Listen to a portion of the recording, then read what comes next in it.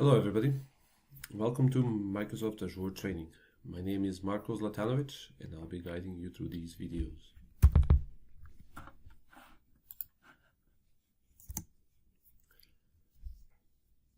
So let's get started. This is a serious introduction to Microsoft Azure training that I will be putting together.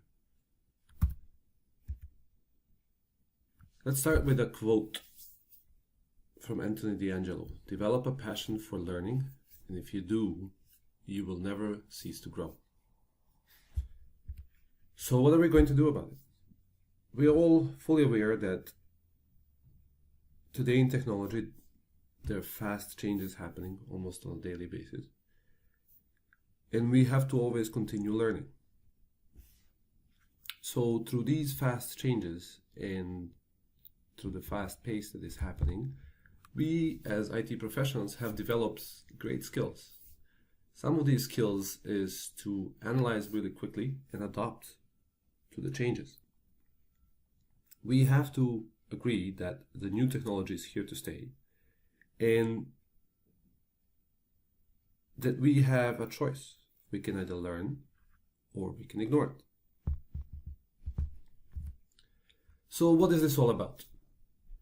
Well, all these series is about one thing. It's all about architecting Microsoft Azure solutions, or the 70-535 course or certification that Microsoft has put together and started on November 30th, 2017.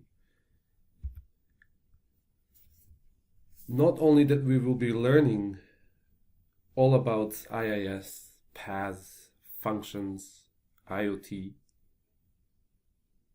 and it doesn't really matter at this point if you are fully aware what these acronyms mean, because we'll be covering more of these in future videos. But we'll be also focusing on mastering Azure certification. So we'll learn two things. We'll learn how to architect as well as master the material to pass the exam.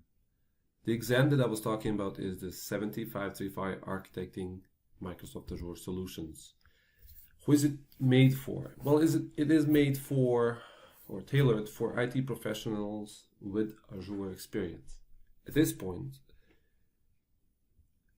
I want to make it clear that you have to know some basic things about Azure on how to create a virtual machine, how to create a virtual network, how to create the storage accounts.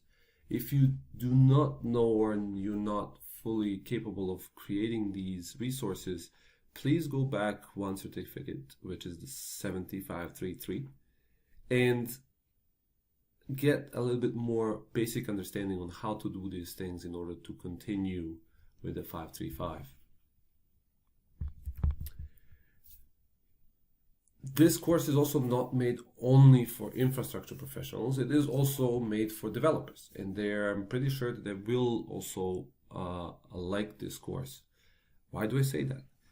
Simply because all Azure resources are made, or the entire infrastructure in Azure is made through code. So developers will also have a very good insight on how to create these resources and how to broaden their knowledge with Azure. So now comes the best part.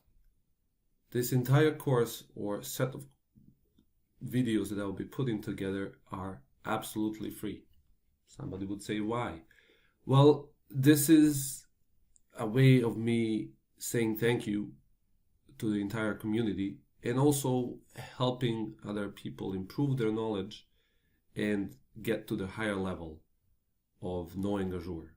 When I started a while ago, I was also going myself through these kind of videos from some other people that were putting together these videos or these trainings for free, and this is a way of me saying thank you by also trying to contribute to the community as much as I can.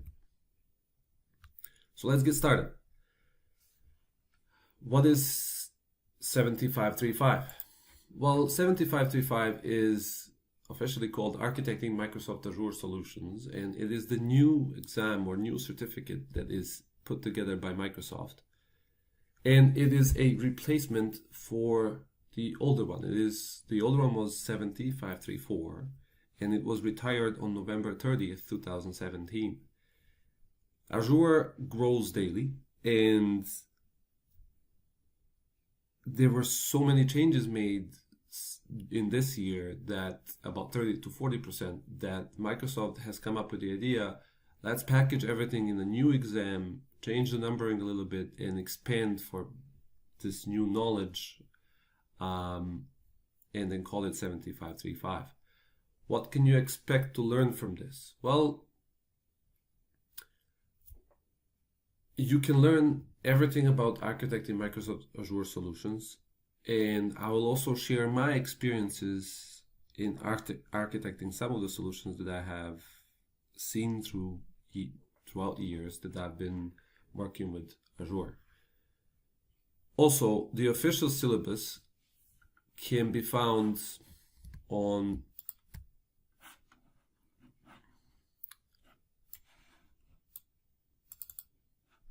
this page, where it explains what architecting Microsoft Azure solutions is all about and when it started. So let's find out a bit more on what it's all about. So let's see what we will cover in the syllabus. As I mentioned earlier, I will be going through the syllabus of this exam, and this will be my guidance on how on the future videos, and I will be also presenting the solutions that I have experienced and share my experience that I had in the past years. So the syllabus has been divided in 6 areas. Let's see what those 6 areas are. The first area is design, compute, infrastructure. I will go a little bit further into details in the next couple of slides, but in this slide I want to just explain what those areas are and what is the weight or the percentage that they will take, or it will be measured on the exam itself.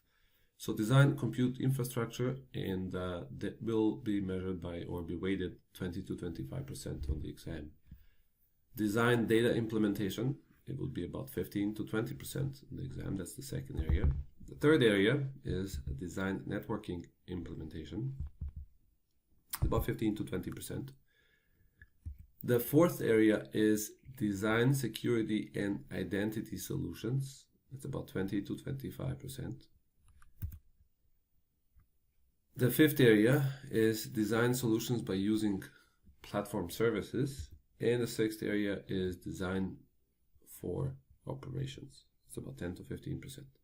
So let's see what we will learn in future videos and also what we will learn from these areas going forward. So the first area is the design, compute, infrastructure. Design, compute, infrastructure,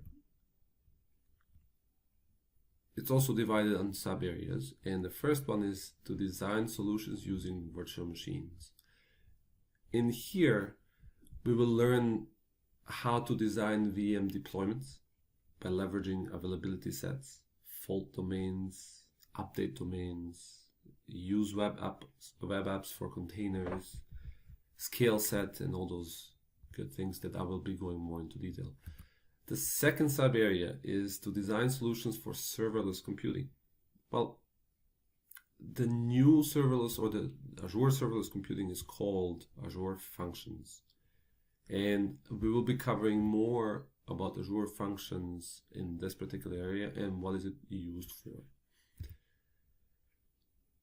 The third sub area is microservices-based solutions. We will determine when a container-based solutions is appropriate. We'll learn also a lot about Azure Services Fabric. We'll also determine when web APIs are appropriate and so on. The fourth sub-solution is to design web applications. In here we are going to learn how to design Azure App Services web apps. We'll also design for high availability using Azure web apps in multiple regions. We'll be determining when to use Azure App Service environments and so forth. The last subcategory for design compute infrastructure is create compute intense applications. We'll learn here how to design and create high performance computing and other compute intensive applications using Azure services. We'll also be learning about Azure Batch and stateless components to accommodate scale. Okay, let's see then next category, which is design data implementation. The first subcategory is to design for Azure storage solutions. We'll learn how to determine when to use blobs, blob tiers, Azure files, disks, and so forth. The next subcategory is to design for Azure data services, and we will determine there when to use data catalog, data factory, SQL data warehouse, data lake analytics. The third subcategory is how to design or learn how to design for relational database storage. We'll determine when to use Azure SQL database, when to use SQL Server Stretch database, MySQL, or design for HA or DR, disaster recovery, geo replication. The next one is NoSQL storage. We'll determine when to use Azure Redis Cache or table storage or data lake. Next subcategory is design for Cosmos DB storage. We'll learn and play around MongoDB APIs, DocumentDB APIs, and Graph APIs. The next category is design networking implementation. That's one of the most important parts of designing a solution, and we'll spend a lot of time actually learning everything about Azure and the virtual networks. And how to design Azure Virtual Network and network services, load balancer, traffic manager, DNS. The next part will be to design external connectivity to Azure Virtual Networks. We'll be working with Azure VPN, express routes, user-defined routes, and so forth. Then the third subcategory is to design security strategies. Is when we can use network virtual appliances, how to design and implement perimeter network or DMZ, when to use WAFs or web application firewalls, network security groups, and so on. And the last and not least, and one of the very important ones, is connectivity for hybrid applications. A lot of companies nowadays do use hybrid applications. And we'll learn how to design a connectivity for on-premise data from Azure applications and vice versa. We'll also learn a lot about Azure Relay Service. We'll learn about hybrid connections, again VPN, and so forth. The third category is to design security and identity solutions. Here,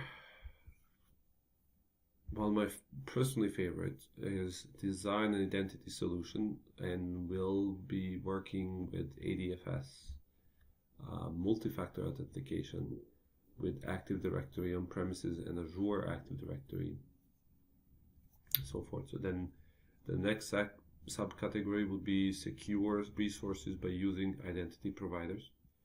Here we'll be working a lot with providers such as Microsoft Account, Facebook, Google, and Yahoo. I will also determine when to use Azure Active Directory B2C or B2B, and so forth. We'll learn also how to design a data security solution.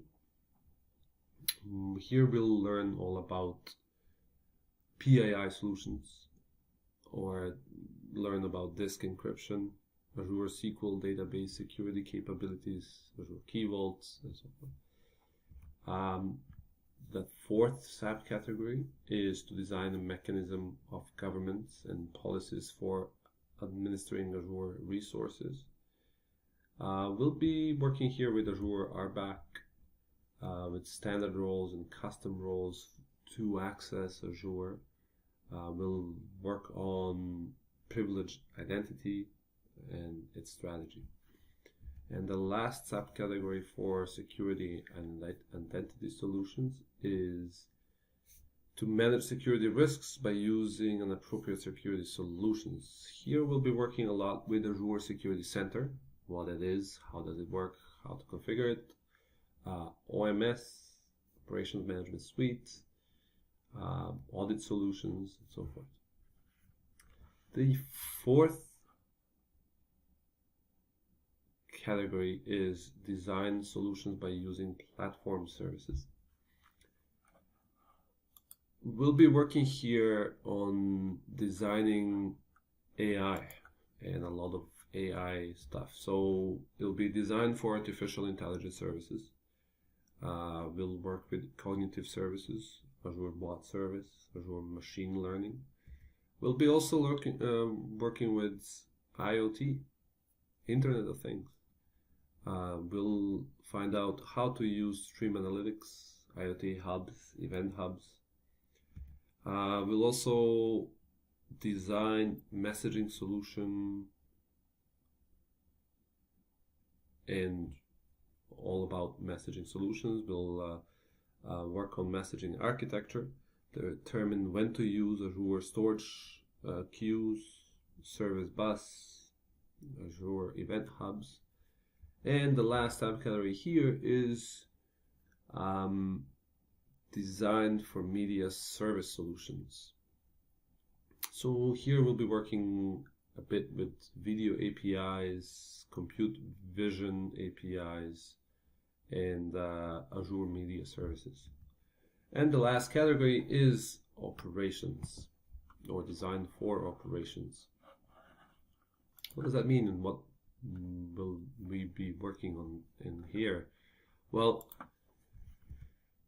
we'll learn first how to design an application monitoring and alerting strategy. We'll determine the appropriate Microsoft products and services for monitoring applications on Azure. We'll learn Azure, or we'll be working with Azure Log Analytics, also known as OMS, Azure Monitor.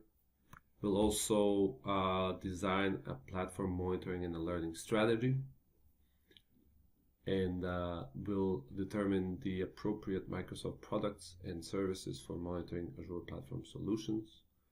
We'll be also defining Azure Health, Azure Advisor, and Activity Log. And the last subcategory of operations is to design an operations automation strategy. So when everything is put together, how can we automate all the steps? And we'll be working here with Chef, a little bit with Puppet, with PowerShell, with desired state configuration, and we'll try to see what it takes to automate all the processes in operation. Well, that will be all for this introductory video. Look for more videos in the future. Very soon I'll be coming up with my first video and the first demonstration. So I'm looking forward to this. Please stay tuned.